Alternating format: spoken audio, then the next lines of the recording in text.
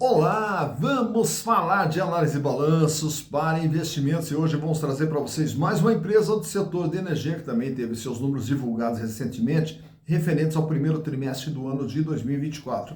Estamos falando aqui da Eletrobras S.A. A Eletrobras S.A. é uma empresa que sempre foi envolta em muitas polêmicas, principalmente questão de privatização, não privatiza, tal, enfim, e acabou sendo teoricamente privatizada, né? Porque não foi vendida a totalidade das ações do governo federal, ainda permanece ali com uma quantidade bem significativa, mas enfim, vamos contar um pouquinho de toda essa história, até porque toda a história se traduz em números e os números é que vão nos mostrar como que vem sendo o desempenho da empresa ao longo desse período.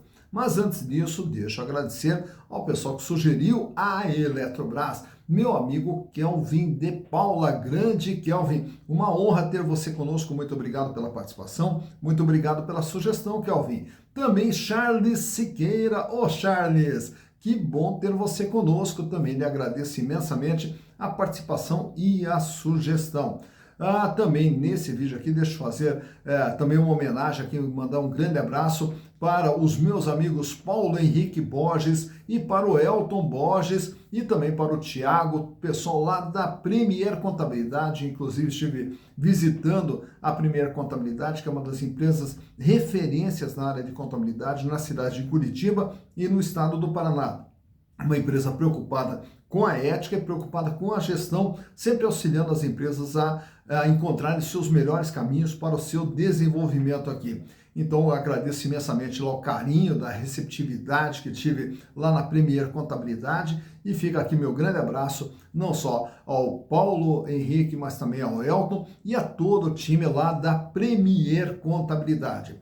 Caso também vocês queiram outras empresas, é muito fácil, basta entrar aqui, canal Silas de Graf, manda a sua sugestão, aproveita, faça a inscrição, dá o like e venha junto conosco construir e repartir conhecimentos. Bom, para entender um pouquinho da Eletrobras, tudo o que vem acontecendo, temos que ver lá atrás, né, lá da sua criação em 1954, quando ainda no governo Getúlio Vargas, surgia ali, né, toda uma necessidade do Brasil ter a sua geração e sua distribuição de energia elétrica para impulsionar o crescimento, porque um país só poderia crescer se tivesse essa geração de energia elétrica. Então, através de Getúlio Vargas, é que veio a ideia de criar a Eletrobras. Porém, a sua criação mesmo ocorreu, né, a partir de 1962, no governo João Goulart. E a partir daí, então, surge a Eletrobras como o braço do governo voltado justamente ao desenvolvimento energético aqui no Brasil. E nesse desenvolvimento foram criadas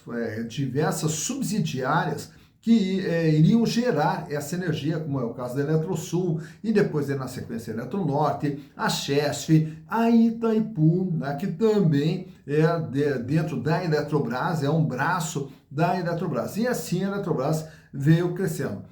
Daí ela se transforma numa holding, onde todas essas empresas acabam sendo subsidiárias da Eletrobras. Então ela atua como uma espécie de holding. E também atuava, na época lá, como uma agência reguladora, né? Reguladora e operadora de todo o sistema de energia aqui no Brasil. Já na década de 90, daí quando são criadas as agências reguladoras, a Eletrobras deixa de exercer essa função e passa a ser apenas uma empresa voltada a produção de energia, a geração de energia. E aí ela também começa a atuar na região norte e no nordeste. Só que em todo esse período, sempre a Eletrobras estava ali para ser privatizada, não vai ser privatizada, dependendo do governo que estava no comando ali, ela entrava na fila para privatização, dependendo do governo, ela saía da fila de privatização. E aí o que acontece? Em 2018 ela já deixa de atuar no sistema de distribuição e passa a ser só uma empresa de geração de energia. E no ano de 2021 aí sim teve a autorização para a sua privatização. Só que essa privatização, como que ela funcionaria? O governo federal, que tinha mais de 50% das ações, o controle total da empresa, iria se desfazer de parte desse controle, praticamente 20% das suas ações.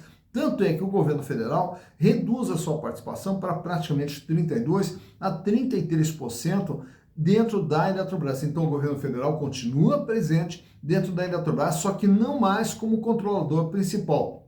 Então ele passa a ser um acionista de referência, um controlador de referência, mas não é o controle total mais pertencente ao governo federal. E o seu capital acabou sendo bastante pulverizado, porque foi uma das regras também da privatização, que ninguém poderia ter mais do que 10% de participação na Eletrobras. E aí, no ano de 2022, então, ela é privatizada. E, consequentemente, o que fica dentro da Eletrobras? A Eletrosul, a Chesf, a Eletronorte, Furnas, né?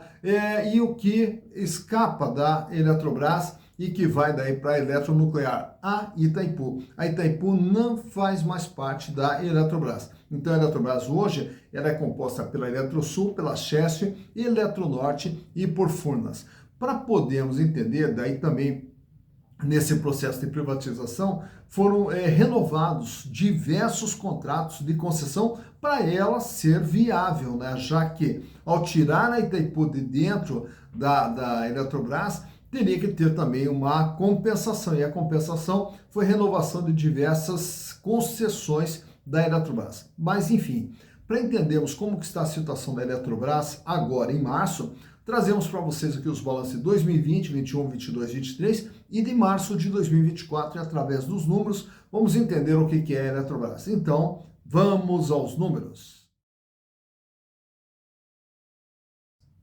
Então aqui estamos com as demonstrações contábeis da Eletrobras, Centrais Elétricas Brasileiras S.A., trazendo para vocês aqui desde 2020, acompanhando tudo que vem acontecendo com a empresa, em especial depois de 2022, quando da privatização, apesar dela ainda ter uma grande fatia do seu controle nas mãos do governo federal. Mas enfim, vamos acompanhar tudo que vem acontecendo com a empresa. No ano de 2020, a Eletrobras era uma empresa de 178 bilhões de reais. É o tamanho da empresa aqui, 178 bilhões de reais. Sendo que 32 bilhões é imobilizado toda a estrutura de funcionamento, 29 bilhões é a participação societária que ela tem nas demais empresas, já que ela funciona quase que uma espécie de uma holding, né, de outras empresas dentro desse setor. E aí nós temos também, dentro do realizável a longo prazo, os chamados ativos de concessão. Os ativos de concessão, que é o direito de exploração de uma concessão por um determinado período de tempo, que ele também vai ser lançado aqui como longo prazo, e temos também uma outra parte lançada aqui no curto prazo, dentro desses outros créditos aqui. E o capital de giro, então, ele totaliza 45 bilhões, sendo que 20 bilhões, a maior parte disso aqui, são os ativos de concessão. E nesse ano aqui a empresa fechou com 17 bilhões, 899 milhões de reais em dinheiro, caixa, banco, aplicação, 5 bilhões e 900 em contas a receber. E os outros ativos circulantes aqui, 938 milhões de reais. Já para 2021, a Eletrobras vai para 188 bilhões de reais e o capital de giro apresenta uma queda que fecha com 39 bilhões. O volume de dinheiro em caixa até aumentou um pouquinho para 18 bilhões de reais. E aqui dentro dos outros créditos tivemos uma redução fechando com 15 bilhões. E aí nesse ano aqui o que nós temos? Novas concessões, né? Nova ampliação de direitos de concessão registrados aqui no realizável a longo prazo. Fecha 2022 com 270 bilhões de patrimônio.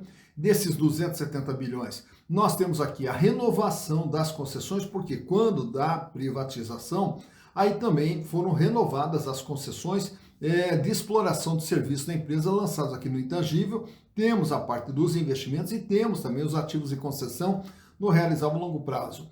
E o capital de giro fecha agora com 49 bilhões, 26 bilhões é a posição de caixa da empresa, quanto que tem de dinheiro no dia 31 de dezembro de 2022. E 4 bilhões e 700 em contas a receber.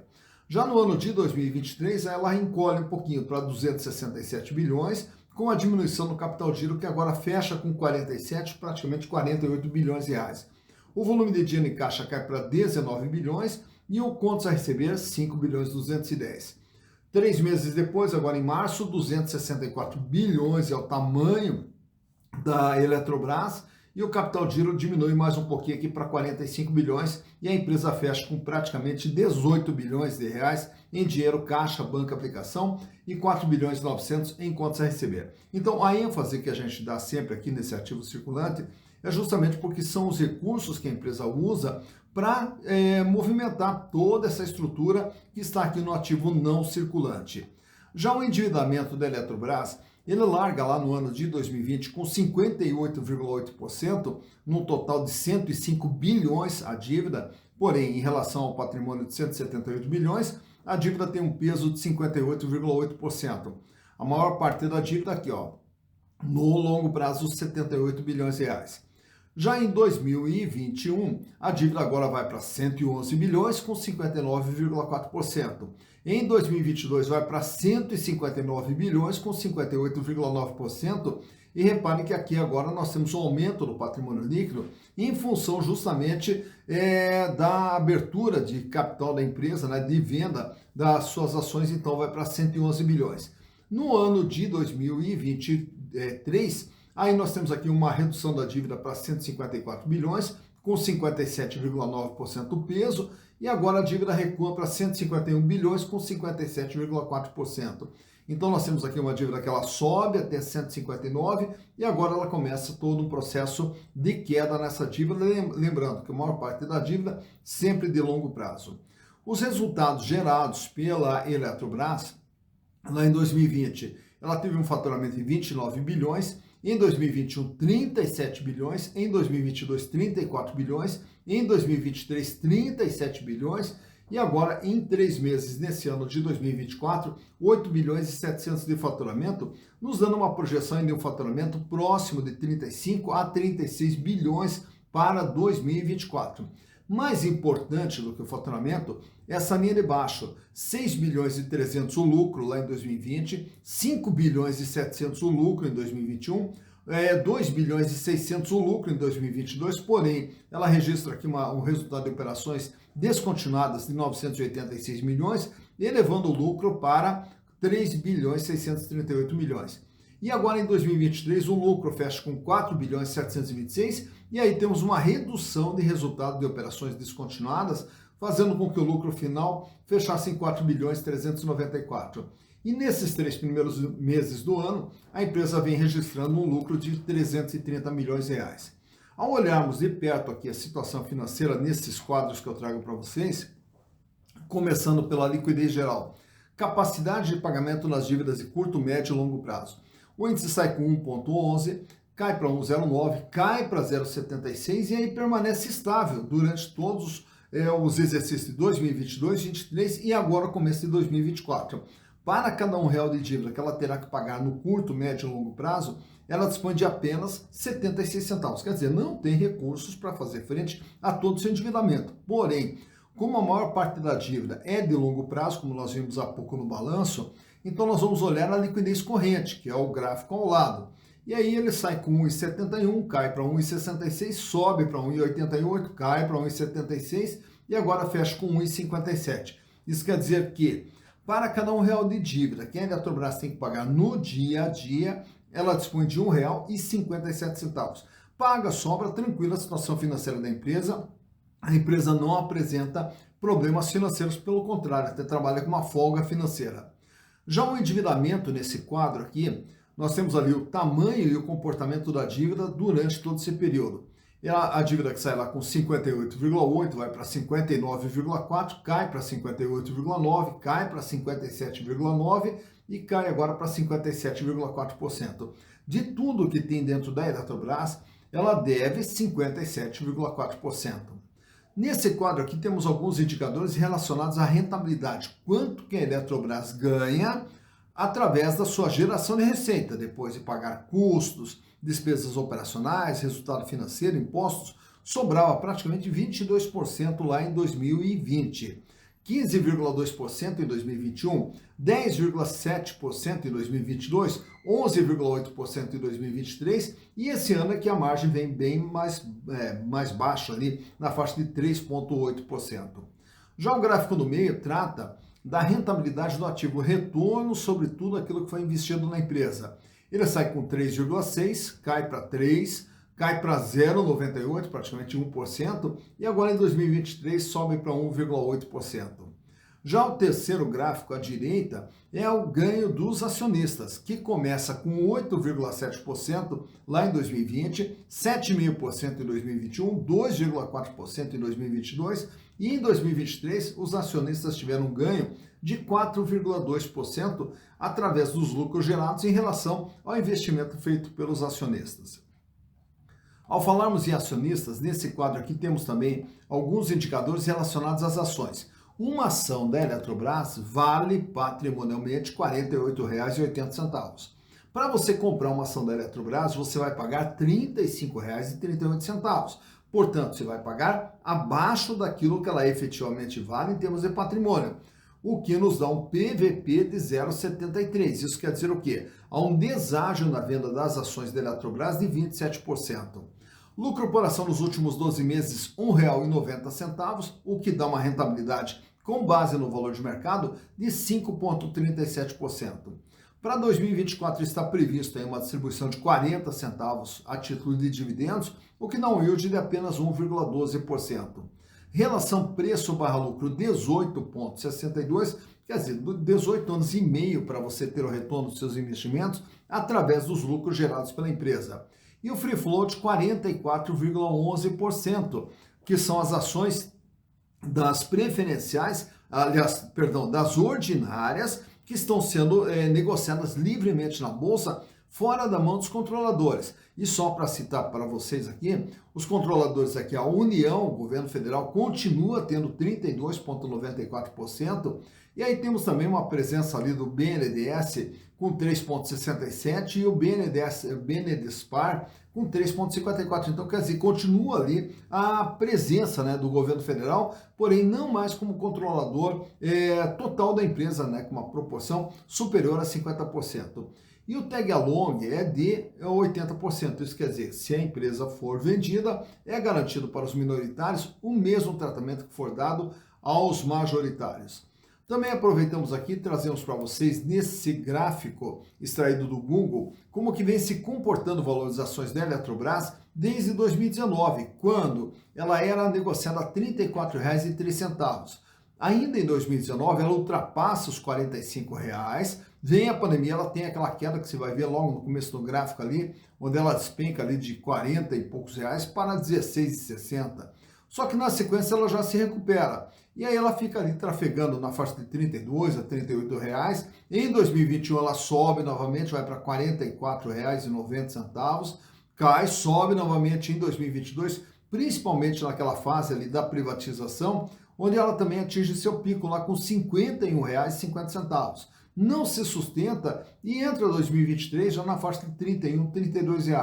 E desde então ali ela vem numa tendência de alta até o começo de 2024, quando ela atinge ali R$ 43, e aí durante 2024 ela vem ali no processo de queda, como você vai vendo no final do gráfico, culminando com uma cotação entre R$ 35,30 e R$ 35,40 na data da gravação desse vídeo. Então por aqui você vê quando que as ações da Eletrobras tiveram seu maior valor, quando que tiveram seu menor valor e como que vem se comportando o valor das ações da Eletrobras. Tá então, mais uma empresa analisada, Eletrobras S.A., mais uma empresa analisada, como diz meu amigo Wanderson Santana, lá de São Paulo, que sempre está ligadinho conosco, bem como o Willy, o Gilberto, que sempre estão mandando mensagem, muito obrigado, Fabiano também, todo mundo sempre participando aqui do canal, agradeço imensamente o carinho e incentivo de vocês. E tá aí então a Eletrobras devidamente analisada. Agora você já sabe tanto da história da Eletrobras, como também já sabe a respeito dos números da empresa. E o que determina se uma empresa é boa ou não são justamente os números que ela apresenta. E através dos números é que nós vamos verificar se vale a pena ou se não vale a pena investir numa determinada empresa. Afinal, investir numa empresa é para ter retorno. Retorno que vem a construir um patrimônio. Então, para ter retorno, a empresa tem que ser lucrativa. A empresa não pode oferecer riscos, endividamento muito alto, capacidade financeira muito baixa, que coloque em risco a atividade da empresa. Então, tudo isso a gente consegue enxergar através de uma ferramenta chamada análise de balanços, que é o que nós fazemos aqui no canal Silas Degraffi. Mas caso você queira aprender essa técnica, é muito simples, de uma forma rápida, simples, didática, você pode aprender a analisar o balanço, extrair as informações, fazer a planilha, enxergar o que os números querem nos contar, né? Tudo isso você consegue fazer através do nosso curso de análise de balanço, que está disponível lá na plataforma Hotmart, bem como também o curso de Valuation. Aqui no vídeo, na descrição, nós temos aqui o link de acesso aos dois cursos. E com custo muito baixinho e com todo o material de apoio formado por apostila, planilhas, você poderá aprender tanto a analisar balanços e fazer o valuation de uma empresa. E que eu digo que você vai aprender, com certeza você vai aprender, porque se ficar dúvida no curso, vai ter ali o meu contato e entre em contato conosco, nós vamos lhe explicar as dúvidas que você tenha, os aprofundamentos que sejam necessários, mas que você vai aprender a análise de balanço, com certeza vai aprender. E eu estarei esperando vocês também lá na plataforma Hotmart. Dito isso, bons investimentos para vocês.